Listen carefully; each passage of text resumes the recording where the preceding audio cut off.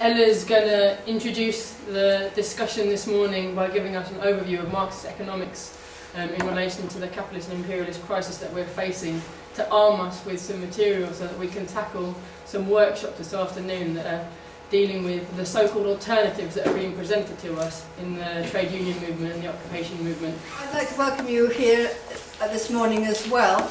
I have to say it is extremely important that all the membership makes a point of getting up to speed on economics, on philosophy, and on all the basic aspects of Marxism. When things hot up, and they are hotting up pretty fast at the moment, it's not beyond the possibilities that the entire Central Committee of the party will find itself in jail, if not worse. The party has to continue, and it continues on the basis that the leadership goes, but other leaders emerge. But to be fit and capable of offering leadership to the working class, you have to have something to offer. You have to understand the science of Marxism. You have to be able to go out there and work out problems for yourself on the hoof in very, very difficult circumstances. So the more that you can learn about Marxism as fast as you possibly can, absolutely the better.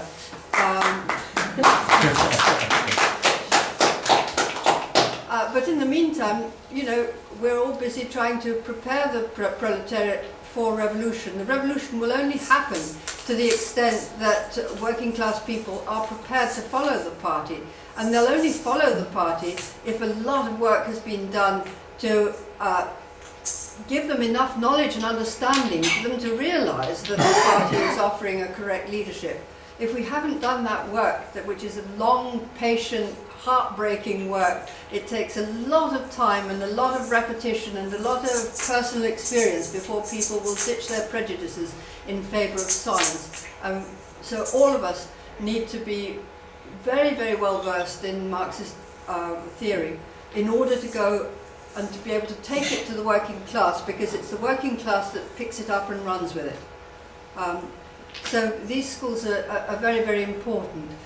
Now, I've got a logistical problem in the sense that there are some of you for whom everything is new that I'm going to explain today, and for some of you, oh, it's old hat, you know, you already know it. So I've sort of tried to pitch the presentation somewhere in the middle. This is why I've said that if you come to a point where you feel that you're completely lost, you're not going to be able to follow without getting a clarification of a point, please don't hesitate to stop and ask.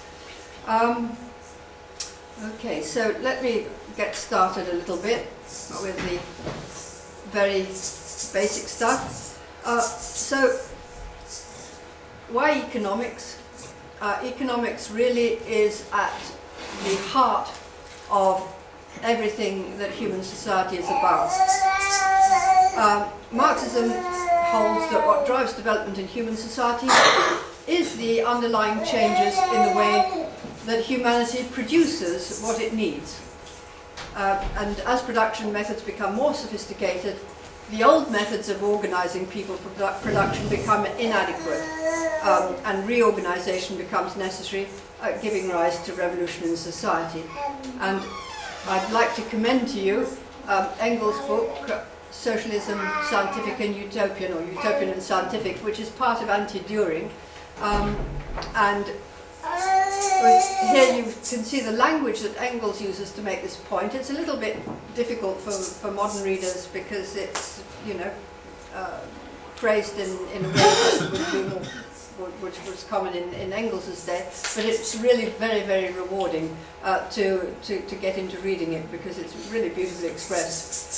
So on this particular point, he says, the materialist conception of history starts from the proposition that the production of the means to support human life, and next to production, the exchange of things produced, is the basis of all social structure. That in every society that's appeared in history, the manner in which wealth is distributed and society divided into classes or orders is dependent upon what is produced, how it's produced, and how the products are exchanged. From this point of view, the final causes of all social changes and political revolutions are to be sought not in men's brains, not in men's better insights into eternal truth and justice, but in changes of the modes of production and exchange. They're to be sought not in the philosophy, but in the economics of each particular epoch. The growing perception that existing social institutions are unreasonable and unjust, that reasons become unreason and right wrong, is only proof that in the modes of production and exchange, changes have silently taken place with which the social order, adapted to earlier economic conditions, is no longer in keeping. From this it also follows that the means of getting rid of the incongruities that have been brought to light must also be present in a more or less developed condition within the changed modes of production themselves. These means aren't to be invented by deduction from fundamental principles, but to be discovered in the stubborn facts of the existing system of production. Isn't that beautifully expressed? Yeah. So if that encourages you to go off and read Anti-During. Start with utopian and scientific first. Yeah. What's incongruity mean? Things that don't fit. Yes. Yes, you might need to keep a dictionary by your side. But we do encourage our members not to be put off by strange words, but to just add to their vocabulary because it makes life so much richer. Okay, so if we summarise some of the points here, human development is linked to improvements in the means of production. Oh, you'll get people coming along and saying to you, oh, Marxism. That's economic determinism, as if, we're totally ruling out any kind of contribution from people's thought. But in a sense, while there's a dialectical relationship, the economics gives rise to thought, and thought gives rise to action. People are actually able to take control of the situation because they can think about it. But if they do nothing, if people were persuaded by reactionary classes to just sit back and let things take their course, this would be totally disastrous. So I don't think we can really be called economic determinists. Well, they do call us economic determinists, but we do say that fundamentally, whatever we might think, we are ruled by the way in which we produce things and the way we organise society in order to produce things. If the organisation of society doesn't fit the mode of production that we have at the particular moment of time, there's going to be dead trouble. And we must get our thinking hats on, and we must take action to change things, to bring what we call the relations of production in line with the production methods that have been evolving and developed over the years. As soon as human knowledge and technology was enough for a person to produce a surplus over what was necessary to keep him alive, this was way back, this laid the basis for the society, the division of society into classes, with the exploited classes living off what was produced by the exploited class. So in the old primitive society, where no surplus was produced, you hoped to be able to find a tree in which apples were growing in order to stay alive. In those days, there was no point in anyone being a slave. The slave would die if he didn't eat as much as he produced, so he was no good to you. So in those days, in wars over territory, because everyone was short of things to eat, well, you killed your enemies so that they wouldn't compete for the food that you wanted, and then maybe you ate the enemies themselves, very jolly good protein, That made sense in that particular society. But once technology develops so that each human being can produce more than they need themselves, well, why kill the person you've conquered? It's far better to put them to work and then live off their labour. So this is what happened. This is how slavery developed in its time. But that was one of the big major changes in human society, where society divided into classes. You have one leisured class and living off the work that other people do. And you might think, well, that's a terrible thing, we ought to all go back to primitive society. But it wasn't so terrible because among the leisured classes there were a lot of people who could use their freedom from toil to think, to study, to research, and actually to develop production still further and to advance humanity as a whole, which many people did. So that was actually a huge impetus to the further development of human society. There are three forms of class society, corresponding to the low level, medium level and high level of sophistication of production methods and technology. Slavery was appropriate for very low production methods. The slave isn't really particularly motivated to work very hard, you know, it's not going to be anything very sophisticated that you can ask them to do. So this was displaced by feudalism, where the exploited class worked on land that was the monopoly of the exploiter class, and the serf worked part of his time for himself and part of the time for the law.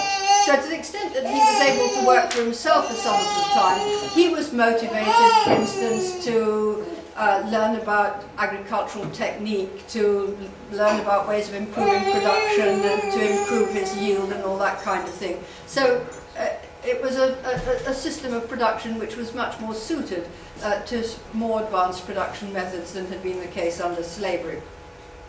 But even that became backward and useless as compared to capitalism, where under capitalism the workers are motivated partly by the fact that if they don't work for capitalists they are deprived of any means of subsistence at all, but secondly because they appear apparently to be working for themselves all the time. The harder they work, the more they earn, and that is a great motivator, and therefore they can be asked to do extremely sophisticated things, and they do sophisticated things to such an extent that they really run the whole of society, and there's no need for capitalists at all. Now, everything the slave produces belongs to the master, who gives some of it to the slave to keep him alive. The feudal serf produces part-time for his lord and part-time for himself. So the wage slave is seemingly paid wages for all the time he works, but his wages actually, on average, only cover his own and his family's, perhaps, subsistence. And he actually produces far more than he gets in wages. And this surplus belongs to the capitalists. He's free, but bereft of means of production, so he has to sell his labour power to someone who owns means of production if he wants to survive.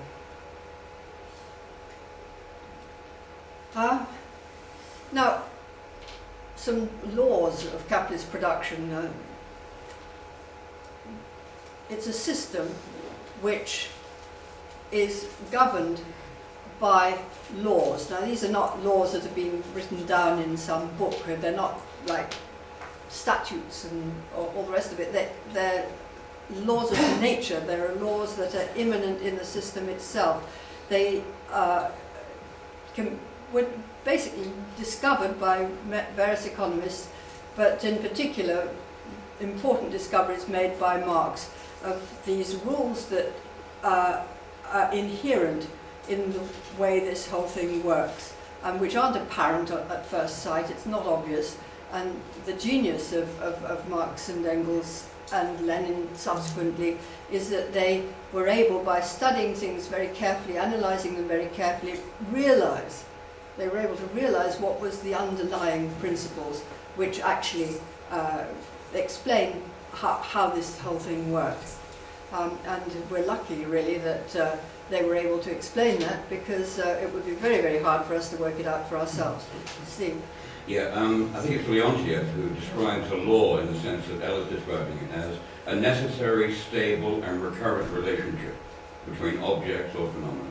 Yeah. So it's something that defines the way in which things and processes work together. Yeah. What? A law. Oh, I know. A law. a natural or social law. Yeah, that's right. So it's fairly obvious that capitalist production is for the market. So people aren't producing as they do under slavery or under feudalism, mainly for home consumption. They're under those societies, then only surpluses were actually marketed.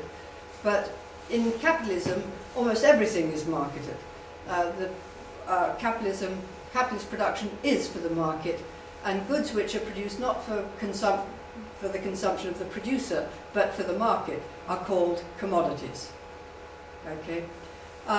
In the market, commodities are exchanged for each other through the medium of money. Money was once itself a commodity, i.e. either silver or gold. Well, normally silver or gold. It can be other things, but these were the most convenient. So the money commodity is what we call a universal equivalent, because everybody's happy to exchange their various different types of commodity, books and bananas and tables, can all be exchanged for gold or silver. Whereas, if you've got a book and you need a banana, it doesn't follow that the banana producer particularly wants your book. But he's happy to have your gold, and he'll then go off and buy whatever he wants with it. So, the precious metals, the reason that the precious metals became the universal equivalent was because of their characteristics. They incorporate high value in relatively little weight and volume. They don't perish and they don't corrode. They're infinitely divisible, so that you can exchange them for cheap things as well as expensive things. And for all those reasons, gold and silver were perfect.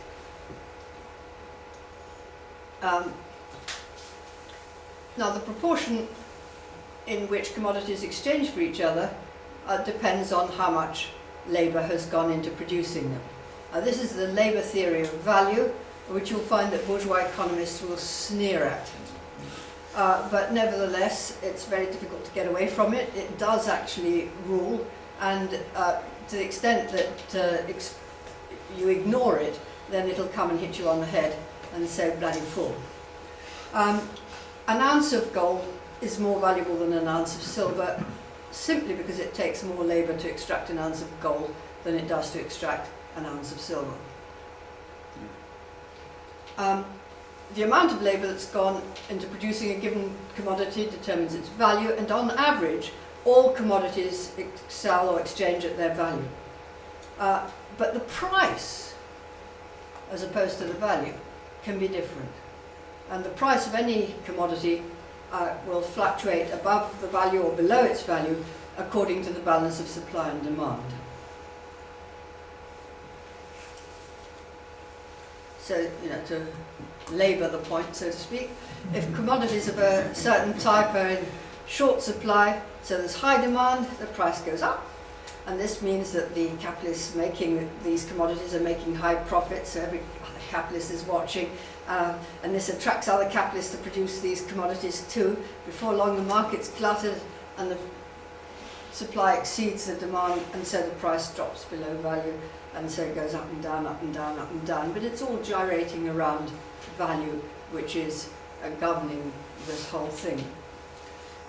Now, when the price drops below value, the various capitalists say, well, we're not making any profit here, we'll stop producing these unprofitable commodities, and supply falls below demand, the price goes up again, and the cycle repeats itself ad infinitum. A specific feature of capitalism is that labour power under that system is itself a commodity. It's something that's bought and sold. So this is one commodity that we all have. We can go and sell our time to an exploiter. And the exploiter might well be interested in buying it because our time has the unique characteristic of being able to produce value. There's no other source of value other than labour. And the value of labour power is the same as the value of any other commodity, it is the cost of producing it, i.e. the means of subsistence that I need. So my wages basically cover what I need in order to subsist under the sort of normal conditions available for the proletariat in the country to which I belong. Of course, the capitalist is always trying to pay less than that, and we're always trying to get more than that. But nevertheless, in the end, the value is the cost of the means of subsistence. So, as we know, capitalism wouldn't work otherwise, but the values produced by the utilization of labour power are much greater than the value of the means of subsistence needed by the worker and the family. I mean, in the bad old days, it may be that when you went out to work in Victorian times for your capitalist, he probably took about half of what you actually made, and you got half. But nowadays, it would be a much, much smaller proportion than that goes to the working class. So, like other commodities, the price paid for labour is only on average equivalent to its value. If demand for labour power is low, then wages fall below the value of the means of subsistence needed for the worker and his family, at which point the workers have to fight back or sink into misery. Now, on this first point, it looks as if I'm repeating a point I've made before, but I want to emphasise the prevalent methods of production in society. So the value of a commodity depends on the amount of labour it takes to produce it in accordance with the normal methods of production. Now, if I make a table, and I make a really nice table, it'll probably take me weeks. But that doesn't mean I can sell the table, or that the table that I make will have a value hugely in excess of the table produced in 10 minutes on the machine. Yeah? The value is going to be fixed at what it normally takes to produce a table, the amount of labour normally necessary to produce a table, not the amount of labour that it takes a hugely incompetent person to make a table. And if it's normal for machines to be used to produce the table, then that is what's going to determine the value, not what's normal for somebody to bash it out by hand. So, this being the case, if you can actually produce more efficiently than what is normal, if you can bring in a new machine that produces the commodity in question in half the time, well, then you're actually producing values greater than the time you've spent producing the table. And you can actually go to the market and generally sell it at a much higher price because its value is much greater than the labour that's actually being incorporated in it. So you make a much larger profit, and you can even sell out less than your competitors are charging and still make a profit. So this is absolutely fantastic. Why don't we all do it? But the problem is that your competitors, who find that they can't sell their tables, are obliged to acquire the new machinery too. Otherwise they go out of business. So it's not long before the prevalent method of production presupposes the new machine, and the value of the commodity in question drops to half of what it was before. So now the capitalists are in the situation of having to sell twice as many commodities as before to make the same amount of profit. Plus, they have to spend more on machinery than they did previously, so the rate of profit compared to the cost of setting up the production process is lower than before. Yep, so they've got to have more machinery per worker than they had before. Their capital investment has to be greater than it was before. And since only the workers produce value, and therefore are the only source of profit, relatively their rate of profit must fall. So this drives the capitalists to look for even better machines to produce even more cheaply, so that they can make more profits to bring their rate of profit up to what it was before, which in turn repeats the process. Okay. So in order to keep ahead of the game, the capitalists expand their capital from the profits they make. They keep back some of their profits every year to buy bigger, better and more productive machines, and to buy larger quantities of raw materials to feed into them, so as to be able to produce at what we call a reduced unit cost. That means the particular commodity, the specific table or whatever, costs less, and then they can win the battle of competition. And the capitalist who fails to expand enough inevitably becomes uncompetitive and is forced out of business. The capitalists who remain in business are fewer in number than before, but own and control more capital than ever, often buying up any useful assets that their failed competitors may have and taking over their customers. And I might add to that you'll find that the banks start muscling in on the whole thing, because they have got money that people have deposited at their disposal that they can offer the capitalists to help with expansion. And so you begin to get one of the characteristic features of imperialism, of the bank capital merging with the industrial capital, and in fact taking it over. So that you'll find that most of the big firms that you associate nowadays with production are actually controlled by financial institutions of one sort or another. Anyway, this process of the capitalists becoming richer and fewer is called the concentration and centralization of capital.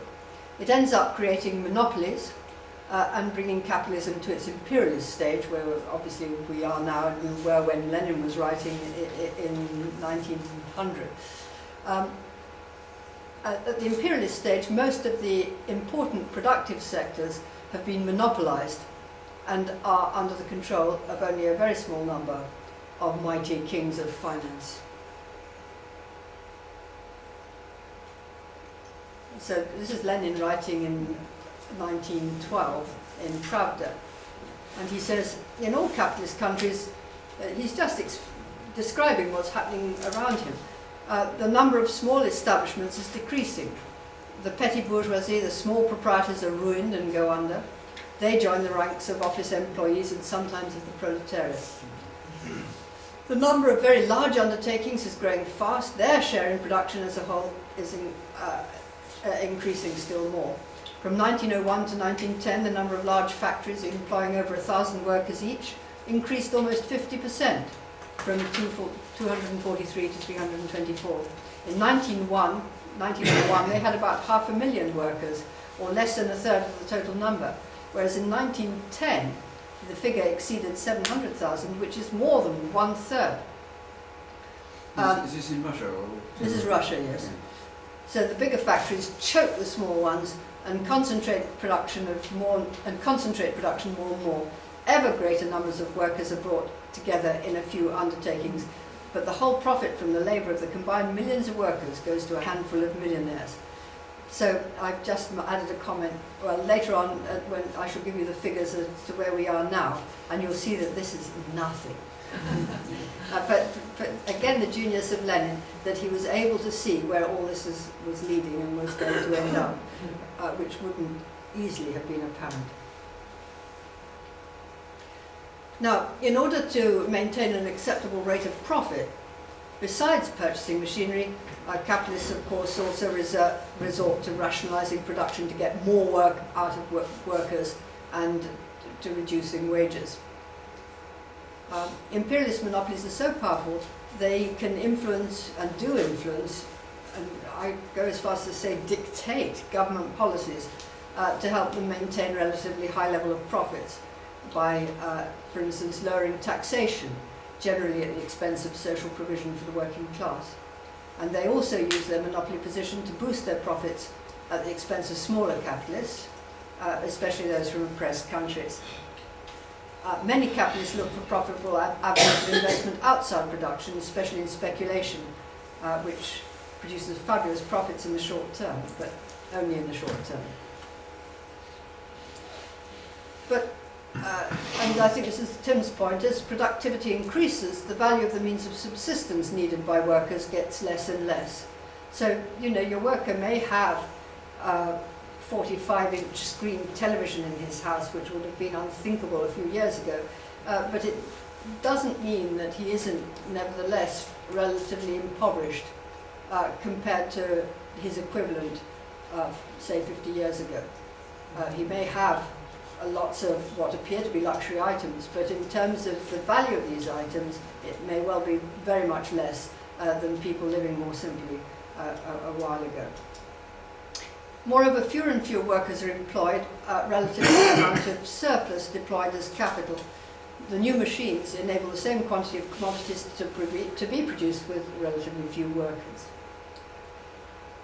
All this means that the ability of the masses of people to buy this vastly increased mass of commodities that the capitalists are producing doesn't keep up with expanding production. And as a result, not all that the capitalists are producing can be sold. So the least efficient producers find that they can't sell. They go out of business, they lay off their workers. The unemployed increase the supply of available labour power in relation to the demand for it, and this depresses wages. And as wages fall, demand for capitalist commodities falls, the price of these commodities falls below their value, and more capitalist enterprises fail, and more workers are made redundant. So these are the crises of overproduction which beset the capitalist system, and for which there's absolutely no cure within capitalism. Eventually production falls to such a low point that demand once more outstrips supply, and the whole process goes into reverse, building to a boom which again a few years later degenerates into another crisis. We'll see that under imperialism even this process is distorted, so that the crises are very much more serious and are unlikely to end other than after some devastating war that has destroyed everything. So, a miner's son asked his mother, "Why didn't you light the fire? It's so cold." The answer, "Because we've no coal. Your father's out of work. We have no money to buy coal." "But why is he out of work, mother?" "Because there's too much coal." And that is the, quote, logic, unquote, of the capitalist system. Now, the present banking crisis and credit crunch, which have the effect of closing down lots of businesses in the real economy, causing hundreds of thousands of job losses, is a crisis of overproduction. This crisis was delayed by some years by massive extension of credit, including lending to impoverished workers, money to buy the products of capitalist production. But this solution to capitalist crisis was brought to an abrupt halt when it became apparent that huge numbers of these debts would never be paid. And various imperialist governments tried to escape crisis by spending vast amounts to prevent banks from failing and to pump money into the economy by way of stimulus, to have more people spending so things would go back to normal. But the effect of government spending, however, has been to impoverish those governments and even to threaten their solvency. So fearful that they're not going to be able to roll over these debts at an affordable rate of interest, because when they have debts, they've got to pay interest. And they can only get the interest from taxation. If the economy is stagnant, it's very difficult to raise the money. So today they're all cutting back drastically on their spending, and this is also obviously exacerbating the crisis. So the fundamental cause of this economic turbulence is the fact that there's a contradiction between social production in our society, that masses and millions of workers are all brought in and organised by these massive monopolies to produce socially, and the private appropriation of all this product by a few billionaires who subject the whole of the economic production of the human necessities to the criterion of whether they can make a profit or not. The private owners of the wealth produced by society are only motivated by profit. They're indifferent to the need of the producers, the people who work. If there's no profit to be made, then huge quantities of commodities produced can't be distributed because these producers can't afford to buy them at a price which would produce a capitalist profit. And as a result, the capitalist will stop producing and may even cut his losses by not distributing unsaleable commodities at all. There's massive destruction of stuff that people need simply because people can't afford to buy. Now, this obviously couldn't happen if the means of production were owned collectively by the producers. All the products would then be distributed because profit would cease to be of any particular concern. If you have stuff and you have people who need it, you would simply directly distribute it, and that would be the end of it. And these crises, as a result, could never occur. But as I said, we're now living in the era of imperialism, which has significantly distorted the way that capitalism works. The laws are still there, and the laws will still dictate what will happen. But the crises that arise as a result are actually more severe and dreadful than would have been the case before the imperialist era. So capitalism has reached its imperialist stage, a stage at which it's rapidly decaying. Imperialism is monopoly capitalism, and that is capitalism which passed beyond the stage of pre-competition into an era where monopolies predominate. Now, the word monopoly is a little bit difficult in English because a monopoly, literally speaking, suggests that one organisation has the control of everything. But this is nowhere the case. But what you do have is extremely large organisations controlling almost everything, usually with 2, 3, 4 competitors in a particular field. And we call them monopolies, but you can call them multinationals or whatever if you prefer. So this monopoly stage occurs because of the process of concentration and centralisation of capital that we saw earlier, and which is inherent in the capitalist system. So I've taken this quotation out of Hapal's book on imperialism.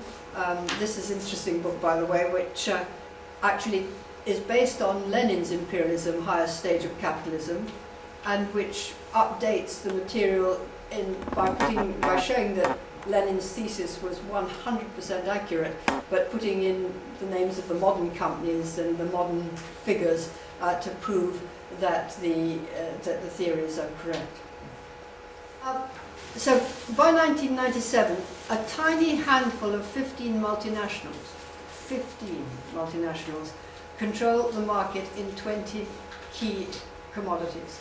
They control 90% of the world's wheat trade, 70% of the rice trade, 80% of the tea and coffee trade of the world, 90% of the timber, the cotton and tobacco trade, 80% of copper, 60% of oil, 90% of iron ore, and 92% too of the trade in pineapples. So, 15 enterprises. Can you imagine the power controlling all that?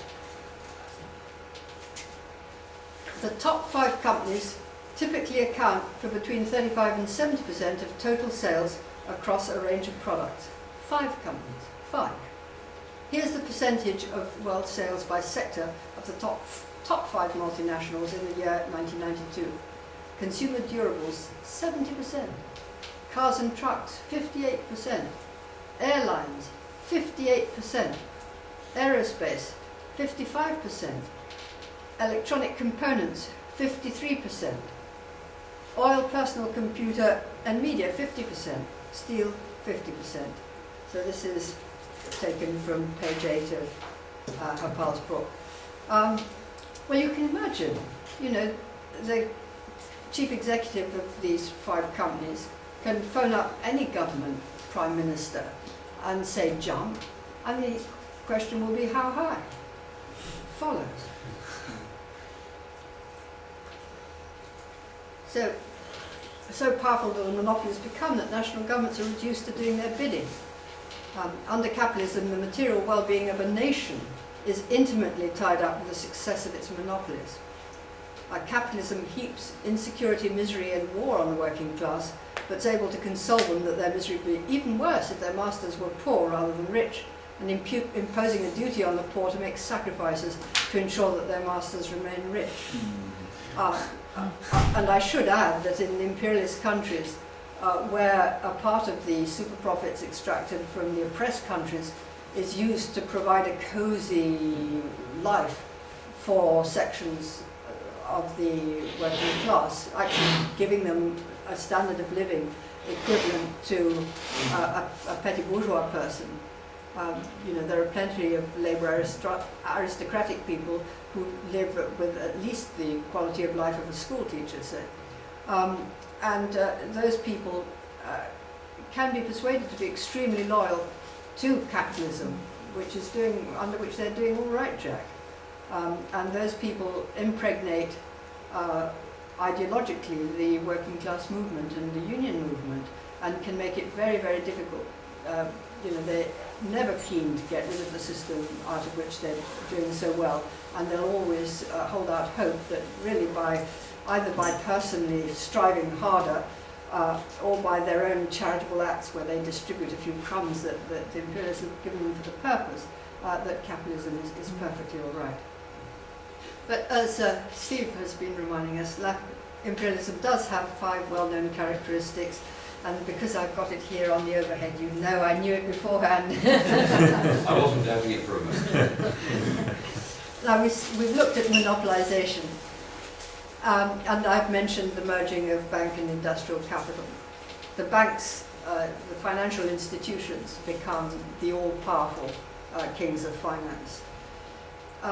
But another characteristic of imperialism is that surplus capital, capital that capitalists can't make money from at home, gets exported abroad, where you can find some nice cheap workers to exploit, and also to do down your competitors, because you cut your costs of production by going abroad to produce, and therefore you can sweep the markets.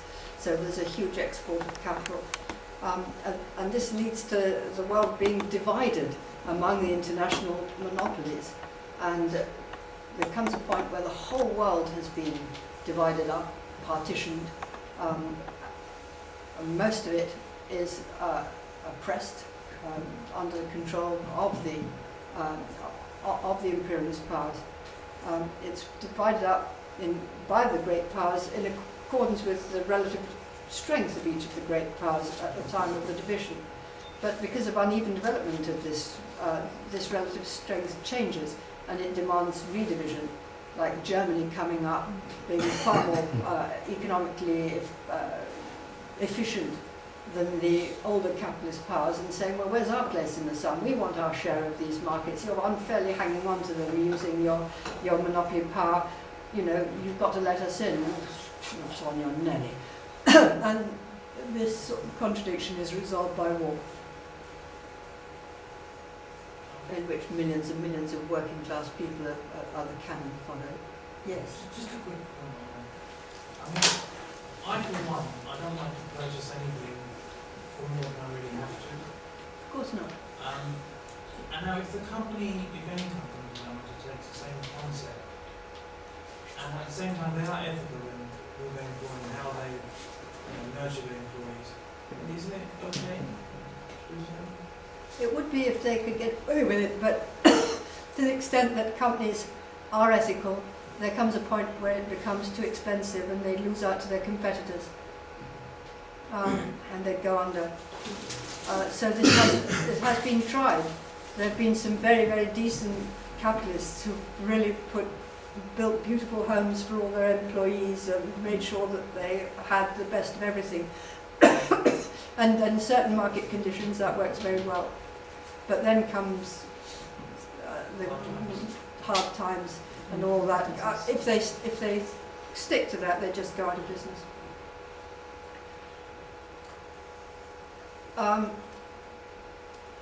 So this is a quote from Lenin's Imperialism, Highest Stage of Capitalism, explaining the export of capital. Because plenty bourgeois elements have come along and said, well, you know, we could easily solve this crisis. Instead of exporting capitalism, we could distribute it among workers at home. They'd be able to buy things and we'd all be happy. But Lenin says, well, as long as capitalism remains what it is, surplus capital will be utilised not for the purpose of raising the standard of living of the masses in a given country, because this would mean a decline in profits for the capitalists. But it will be used for the purpose of increasing profits by exporting capital abroad to backward countries. In these backward countries, profits are usually high, for capital is scarce. The price of land is relatively low, wages are low, raw materials are cheap. The export of capital is made possible by a number of backward countries having already been drawn into the world capitalist intercourse. Main railways have either been or are being built in these countries. Elementary conditions for industrial development have been created, etc. The need to export capital arises from the fact that in a few countries capitalism has become overripe, and owing to the backward state of agriculture and the poverty of the masses, capital can't find a field for profitable investment, which drives our capitalists to imperialism. But you know, this export of capital in pursuit of greater profit can make the exporting countries parasitic exploiters of the countries to which capital is exported, depending on the terms on which it is exported. And the US at the present time is a net importer of capital, but still earns more from its exports of capital than it has to pay out in interest or dividends in its imported capital. And in the case of the US, its capital imports are a boost to its parasitism. It doesn't help it become strong in any other way. And to a considerable extent, US imports of capital go to consumption rather than production, and to financing armaments and war with which to maintain their parasitic domination. However, when imperialists export capital to develop production in other countries, which they do for the purpose of getting more profits, they also create highly efficient competitors for their home producers. Many industries, including a good deal of industrial scale agricultural production, have been wiped out in North America and the EU as a result of competition from countries where North America and the European imperialists exported capital: Japan, China, India, Brazil, South Korea, for example. And I think Paul can tell you something about that, having lost his job in a car factory, yes. So in a sense it's a bit like the European traders in North America who sold guns to the Indians, which were then used to fight the people trying to, who eventually succeeded in taking away their land. But, you know, they actually are causing problems for themselves, but still they do it. They have to do it. They can't avoid doing it. So while decaying imperialist countries can to a considerable extent use military power and influence to retard the impact on its home economies of this competition, this can't be held on to forever. And as the crisis develops, the less efficient old enterprises based in the parasitic imperialist countries are disproportionately affected. For instance, the British and American car industries have been decimated to a far greater extent than their Far Eastern competitors. And the balance of power begins to shift as the economies of the imperialist countries decay, while those of the later arrivals, e.g. the BRICS countries, manage to thrive relatively well despite the crisis, although even they do experience problems. Sorry, what are BRICS countries? Brazil, Russia, India, China, South Africa. With the old powers unwilling to give up the world domination they had when they were economically stronger, it's probable that sooner or later they will resort to war to try to keep their rivals down. The US is currently trying to limit China's access to essential raw materials and is militarily encircling China in the expectation of war, as China's super efficiency in production is gradually pushing Western imperialism out of its sources of super profit in Africa, Asia, and Latin America. It's a slightly interesting point, isn't it? Because in past world wars that we've thought about, well, I guess with the exception of the Soviet Union, they've been mainly rival contending groups of imperialists. But you're saying in addition, China was the main competitor and is not entirely capitalist production system. No, but as I say, history produces all kinds of weird combinations of things, and we have to just take those in our stride. But obviously China will be particularly hated because of its social space.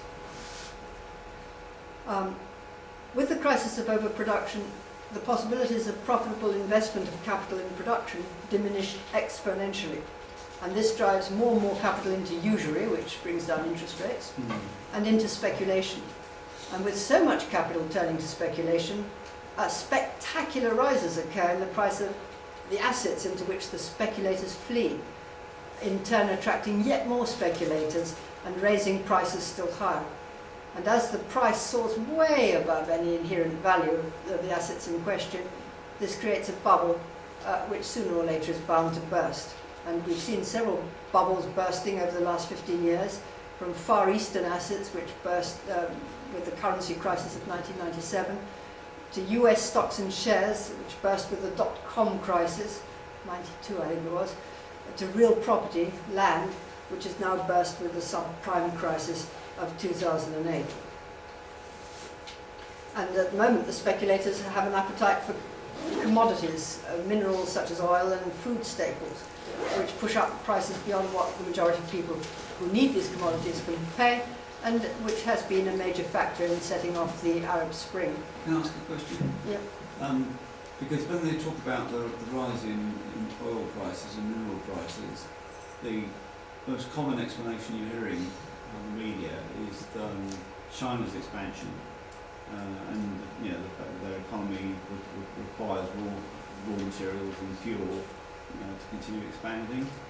Is that partly true, or is that? I'm sure it partly contributes, but that is also offset by the fact that America probably needs less because its industry is contracting. But I haven't got the figures at my fingertips. But I'm happy to say that I'm happy to accept that that's possibly a contributory factor. But speculation is also important. Yeah, of course. So when the bubbles burst, those holding the assets in question lose their money to those who manage to get out in time. And the losers include financial institutions who may direct... Sorry, can I just interject just one second? Yes, it is true that the great demand by China and India is pushing up the prices of commodities. Once the prices start going up, the speculators in the centers of imperialism are not sitting idly by. They also have money to make. So they jump into that fray and accelerate the process of the prices going up, which would not go up to the same extent if the Chinese were normally buying the stuff that they needed and they didn't have to compete against speculators. So it's a thing that does not appear on the surface very much. And it all appears as though China and India which are pushing up the prices. Speculators have a great deal to gain from it. And the futures markets are doing wonderfully well as a result of that. Yeah.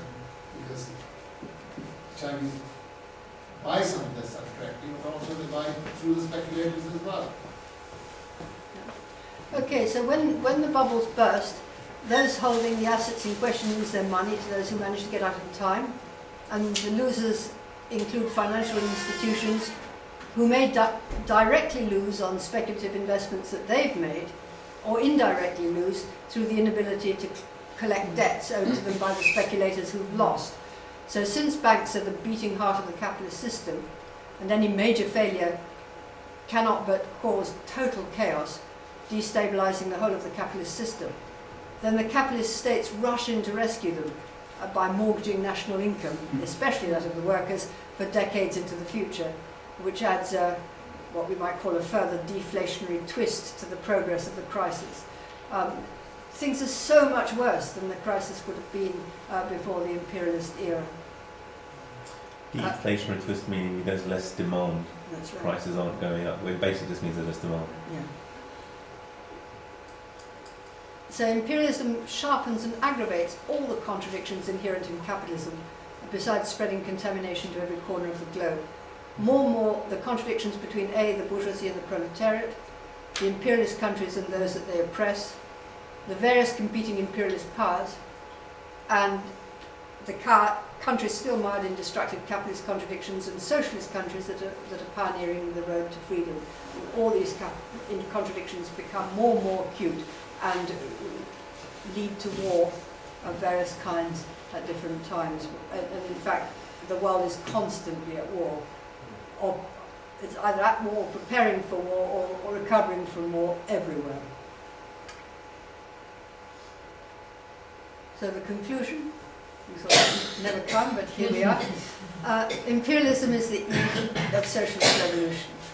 All these conditions are making it more and more obvious that capitalism has to go. And our job is to organise, to make sure that that process goes through as efficiently and as quickly as possible. Not an easy process, because the capitalists are very powerful, very rich, very well organised, and they are mobilising to make sure it doesn't happen at all, let alone quickly and easily. So the most acute class struggle is taking place. So this is various quotations from Capital that I've taken from Hopal's book. With strict scientific accuracy, Marx and Engels were able to show the action of the immanent, that's the inherent laws of capitalist production, led not only to concentration, but also centralization of capital, with the expropriation of many capitalists by few, resulting in the constantly diminishing number of magnates of capital who usurp and monopolize all advantages of this process of transformation. How alongside this centralization grows the mass of misery, oppression, slavery, degradation, exploitation. How with this too grows the revolt of the working class, which is disciplined, united, organized by the very mechanism of the process of capitalist production itself. How the monopoly of capital becomes a fetter on the mode of production, which has sprung up and flourished along with and under it. How the centralization of the means of production and socialization of labour at last reach a point where they become incompatible with their capitalist integument, clothing. And how finally this capital integument is burst asunder. The knell of capitalist property is sounded, and expropriators expropriated through the seizure of power by the proletariat. And that's it.